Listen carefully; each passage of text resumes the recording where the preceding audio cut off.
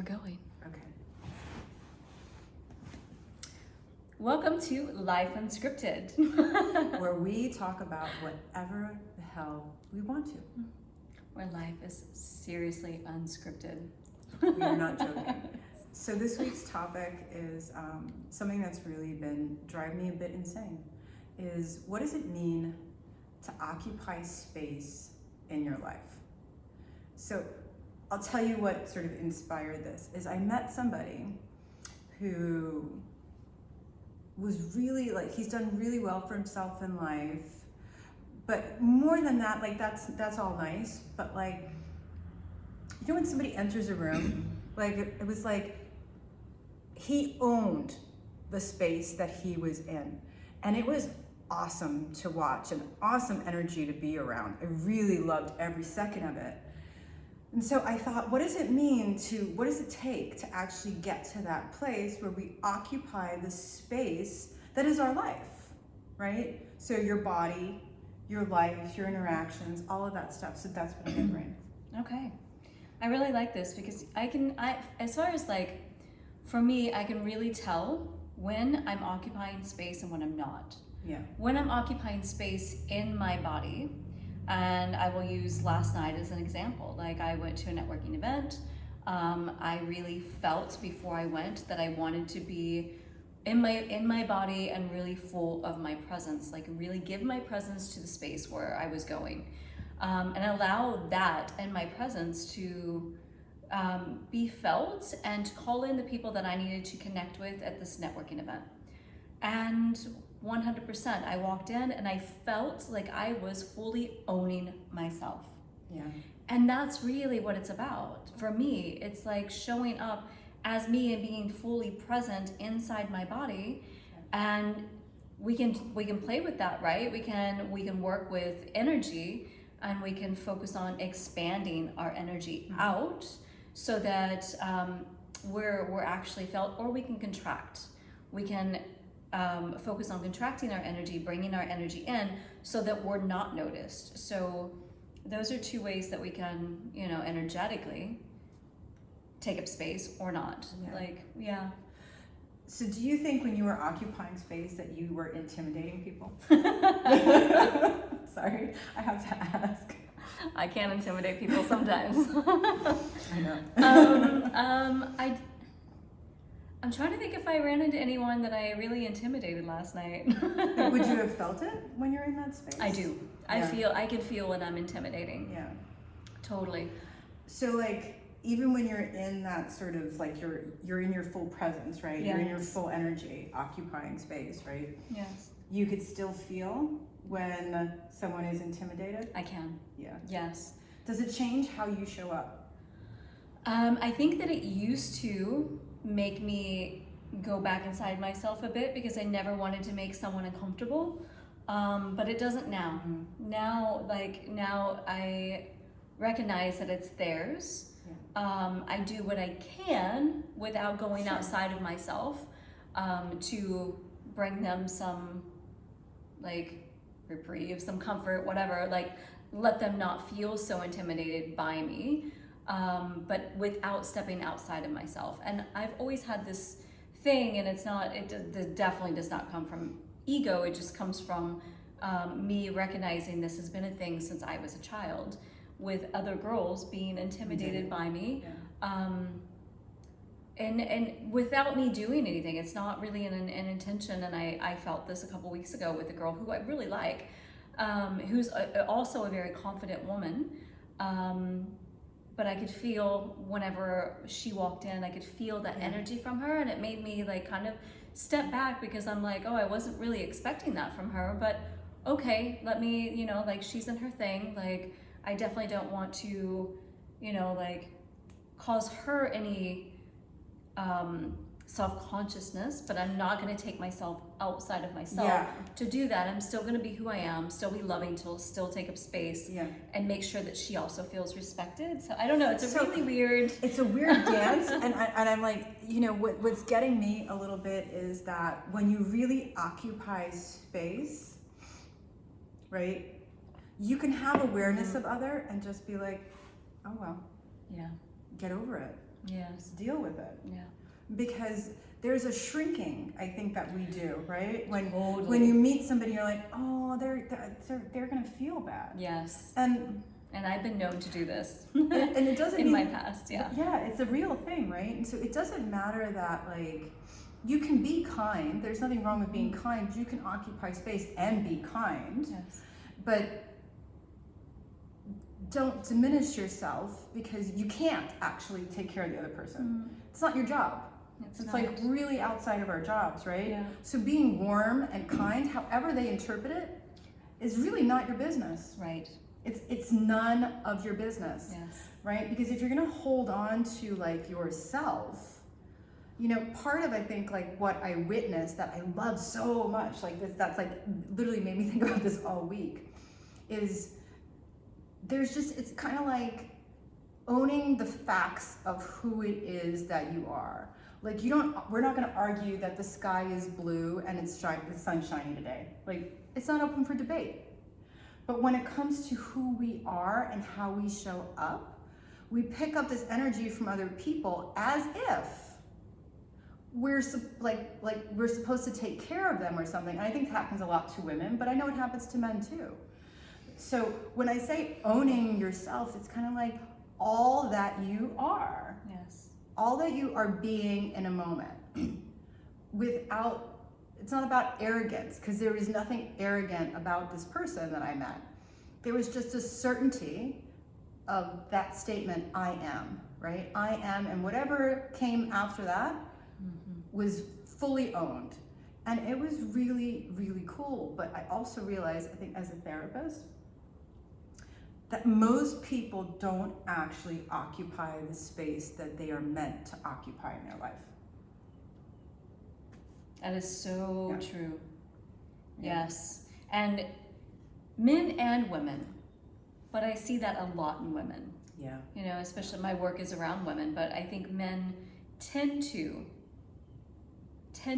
have a little bit more, or they're a little bit more used to it. Maybe you know more because you also work with men, but I find that men are a little bit more used to standing their ground, and women have been a little more used to taking a step back. Yeah.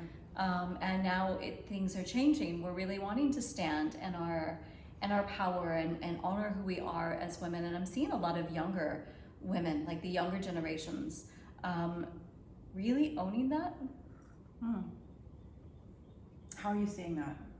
Well, I mean, maybe it's just where I'm living. Yeah, but it doesn't matter. This is your community, right? So It is. what you're seeing, It's in my community. So, like, I would say women in their, in their mid 20s to early 30s. I'm seeing them really.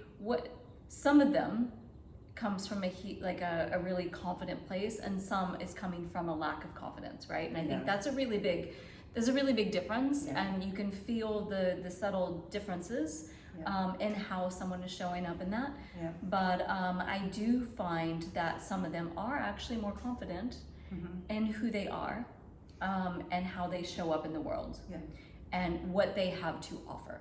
Yeah. So I wonder, because like I'm trying to make the distinction now. This is just stuff that goes on in my brain on the regular. Is what's the difference between somebody being self-confident and feeling their self-worth? Because in meeting this person, I will be honest, this was not a question of confidence. This was a question of self-worth. And that's a big one. Knowing what your value is, what you actually bring to the table, because that's not dependent on somebody else. Right. It doesn't matter how someone's responding to you if you own your self-worth. I deserve XYZ.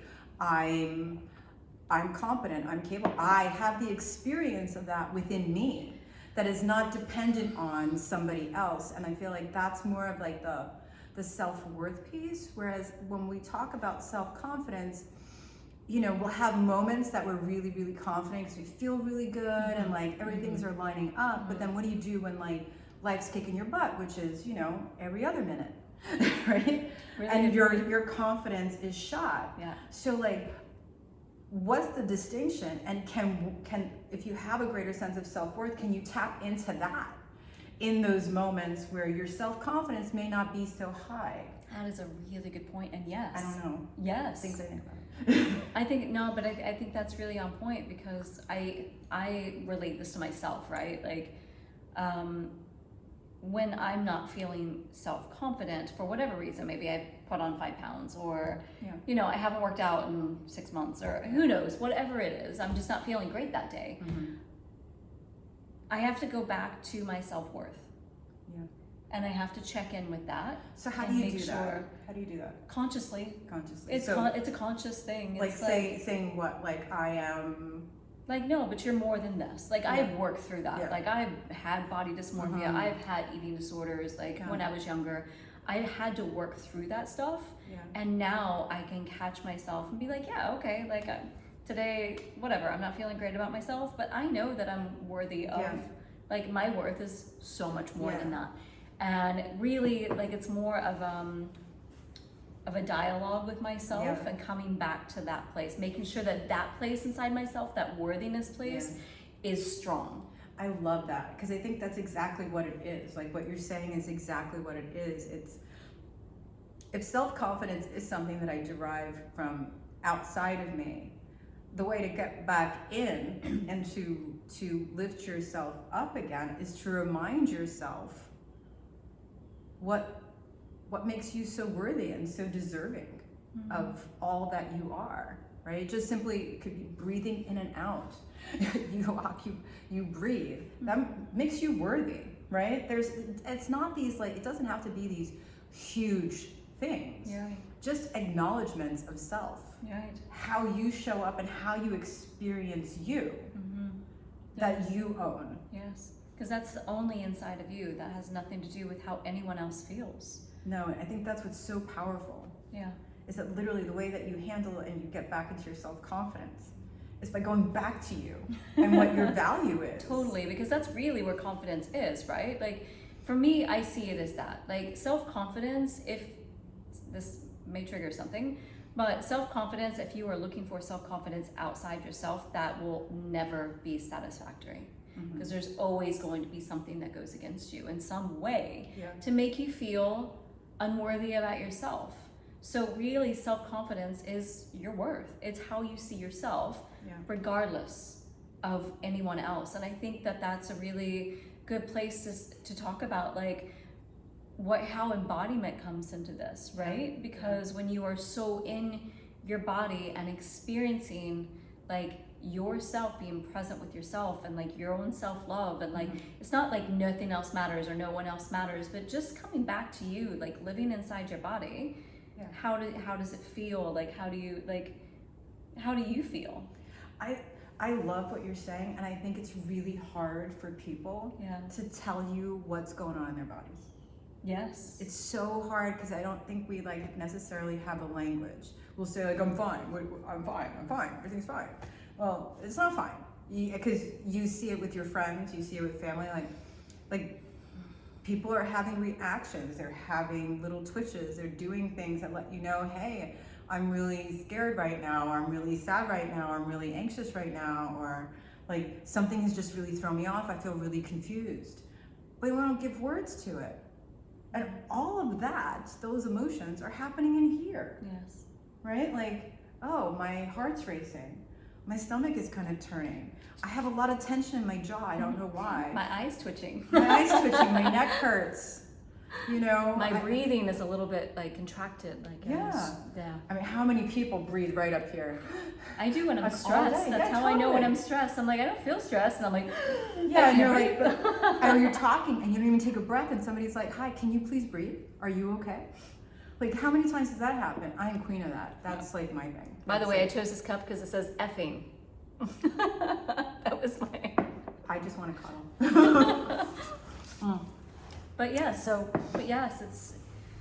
it's really weird. It's really weird because we don't sort of connect the dots a lot as human beings in these things, right? Because we're like, instead of being human beings, we're like human doings, and everything is like, hey, let's give him some applause because, you know, you just did this really amazing thing, you just accomplished this huge goal, you just made $1 million, or you just got like that really expensive whatever that thing that you wanted. How great for you. Were we celebrating something external from us? Mm-hmm.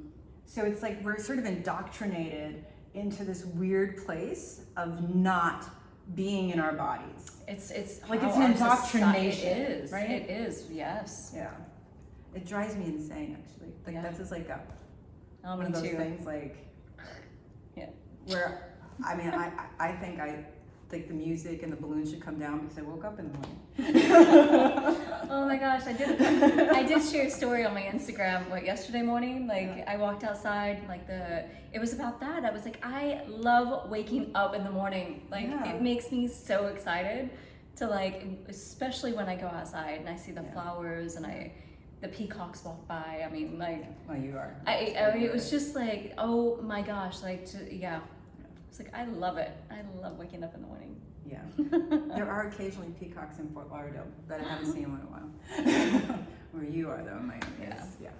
So it's just something to really think about and consider, because I think we're all so automated.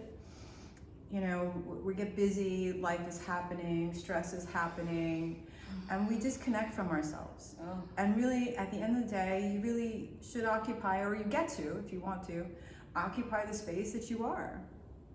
All of it. You get to. You get to make that choice. Yeah. And experience life. Well, you start getting plugged in, right? Right. It's really different versus, oh, I can't say that. Like, they're just going to think I'm being arrogant. Well, I mean, there's ways of saying things that, you can come across as arrogant. But if you're just sort of, it's really true about you, that's not really arrogance. That's self-ownership. And what somebody else does with that information, or if it makes them uncomfortable, that's just a disowned part of themselves. Things that they have not chosen to look at yet.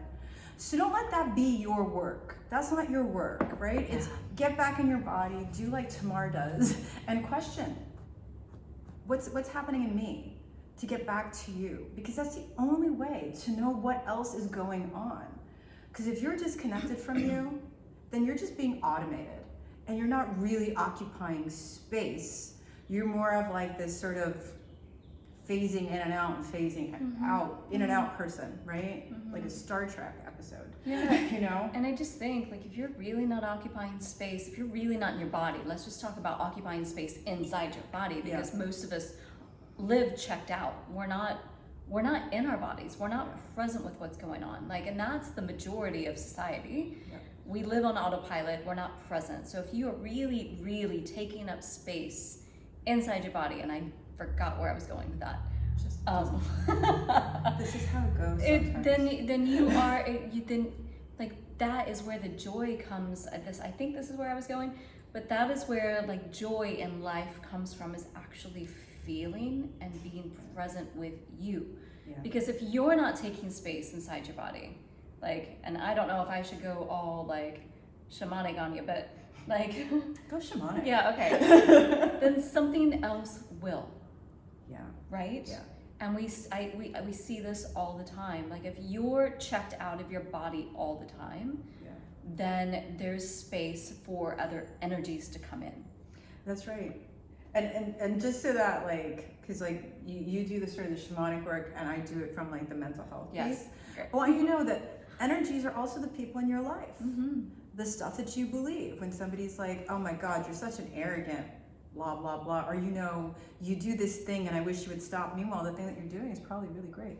It just bothers them, right? So that's also a version of how we get infiltrated, right? It's the people-pleasing thing. Even though that's not exactly what you want to do, you do not want to go out Friday night with this person. But instead you say, yeah, okay, for sure. And all you really want to do is watch Netflix and eat a gallon of ice cream. Your job is to watch Netflix and eat a gallon of fucking ice cream, right?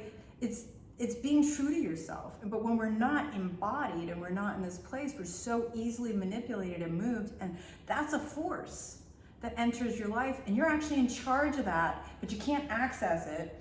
It's gone if you're not in your body. Mm-hmm. It is a possession. I mean, it is. It is. One way or another, it is. Just whatever language you want to use. Yeah. And also you're not experiencing life. Like, you're really not. You're really not. And I've been there. I've been checked out. Like, I've been at times in my life when I've been numb. And where was the joy really in that? Because you're never really present with what's going on. Yeah. You're in overwhelm at that point. Yeah. I always say that numb is every emotion known to man present and everybody's trying to get out the door at the same time, and they just can't. And so it feels like numb, but in reality, you're just like one moment away from the full experience of whatever it is you're going on, whatever is going on internally. But that's also the possibility of having all of those feelings can be overwhelming for people, and so you stay numb. Yeah, and eventually it's gonna come out in some way. Eventually it will, and whether that's through becoming sick, or through depression, or just everything coming out at once and being over, like, eventually it is going to have to rear its ugly head to be seen. Yeah. And if you've never read the book, The Body Keeps the Score, I love that book. Great book. Yeah. Like, it talks about how all these emotions get stuck inside the body and what that creates as, like, we don't actually deal with them. And I highly suggest to read that. Yeah. Or, I don't know, maybe there's a YouTube video on it or something. But emotion has to be processed and leave the body in some way. Yeah. And when we're numb, it's getting piled up on top of each other. Yeah. We're not dealing with it, and eventually it does have to come up. Yeah. So being present and taking up space. Taking up space within yourself is important. And if you ever want to take up space, really take up space in the world, like in the room, you have to be taking up space inside your body. Yeah, that's accurate right there. Yeah, I love this idea of occupying space. There's 1,000 different ways that we can go with this, because we could talk for like a really long time about this. But I really kind of hope that, like, you understand that at the very least that who you are and what you carry inside of you is massively, massively significant and important, and that the space that you occupy is vital on this planet.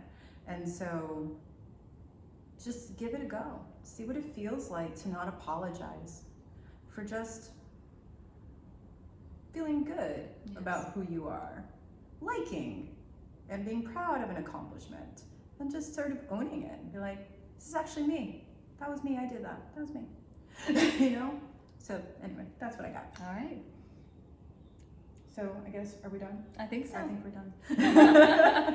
We will see you next time on Life Unscripted.